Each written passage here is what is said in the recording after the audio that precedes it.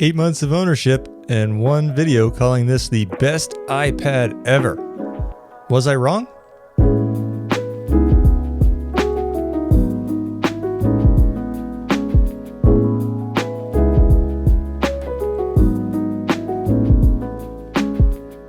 So I definitely haven't used the iPad mini as I initially expected. I really do miss the iPad Air 4 and Magic Keyboard experience as a productivity device, and the iPad mini didn't really fill that gap for me.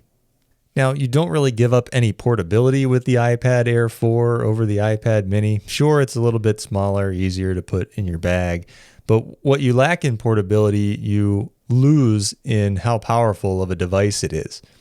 The iPad Air 4 and Magic Keyboard combo is just a powerhouse of a productivity device. I'd use it almost every morning to keep up with stock prices, check out my to-do list, check off tasks, do my weekly review, look at emails, and more. I do almost none of this on the iPad mini. I did recently start using it in the morning again while I'm eating breakfast, like I did the iPad Air 4, but oftentimes as I'm browsing the news or looking at the stock market or checking my email, an idea will pop into my head and I want to go type it into reminders or notes quickly. Without having a keyboard, the experience on the iPad mini is just meh. And while you can use the built-in keyboard, it's just an odd size. Holding it landscape to type is slightly too big. Flipping it over portrait mode, the Smart Folio case that I have on it doesn't really have a way to have it sitting on the table in portrait mode, nor is typing in that orientation that much easier either. Now, the Apple Pencil is still a pretty great experience. Despite the canvas being a little small, I do still use it for things like Procreate. I've made a couple thumbnails where I am writing it with the Apple Pencil on the thumbnail. I've made a couple animations in Procreate that I use in Final Cut Pro as well. So it is still usable, while being slightly more difficult than an 11-inch iPad for obvious reasons. So my M1 MacBook Air started to fill this travel machine hole that I left with the iPad Air 4, something that it filled in nicely. I have kind of started reaching for a full laptop more often than I would an iPad. And at the end of the day, for me, an iPad isn't ever probably going to replace my laptop. I did that experiment first with the iPad Air 4 and ended up buying the M1 MacBook Air just a few months later. So, Bill, why are you still talking about the iPad mini then? Well, it's bloody expensive to upgrade to an iPad Pro. Even an iPad Air modern generation is more money than I want to spend. So what is the iPad mini good for then? Well, it's a heck of an old school RuneScape device, I can tell you that much. And it's a decent e-reader. The Kindle app works fine. The screen is good, but I prefer the matte coating of a Kindle device if I'm going to be reading for long periods anyways.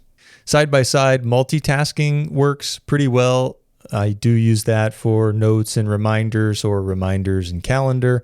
Again, when you need to input things, though, the keyboard experience leaves a lot to be desired on the iPad mini. Now, of course, you could hook up a Bluetooth keyboard like a Magic Keyboard or a Logitech keyboard, but the iPad mini is so comically small compared to even the 65% keyboard size that it's just cumbersome to try to use those two things together.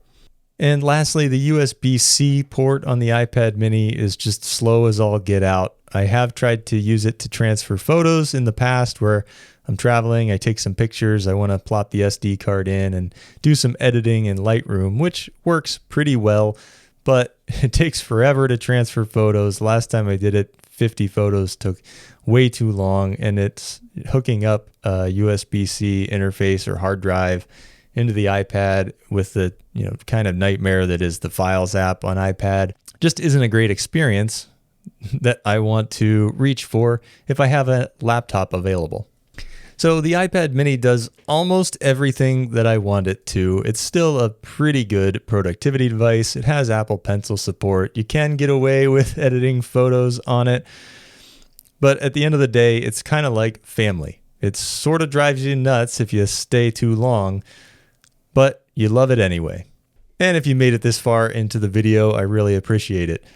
Last week, I made some harebrained accusation that you should get a Kindle over an iPad mini. So if you want to check out that video, you can do so here. Otherwise, don't forget to like and subscribe, and I'll see you in the next one. Later.